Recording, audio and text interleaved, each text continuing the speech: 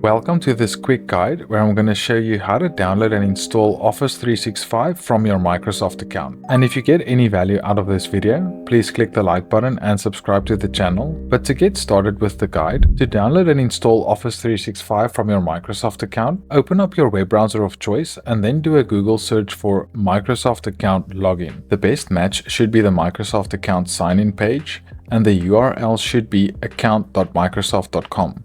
You can go ahead and click on that. On the next page, just click on Sign In to be redirected to the Microsoft Sign In page.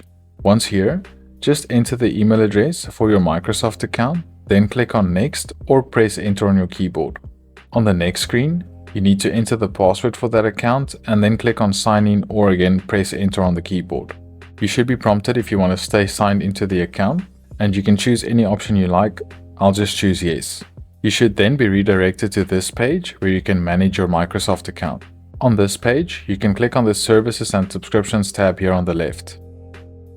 On the next page, you'll see what type of Microsoft 365 product you have, when it expires and so on, and just below that you should have the option to install premium Microsoft 365 apps.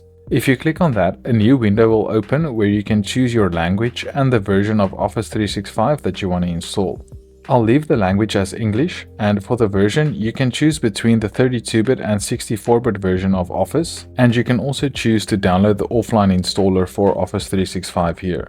I'm just going to leave the default selected and then click on Install. This will download the Office setup.exe file, and once it's finished you can click on it to run it, which will then start the installer for Office 365. Now at this point, it'll start downloading and installing the Office apps to your computer, and it's almost 5 gigs in size, so you'll just need to wait for it to finish.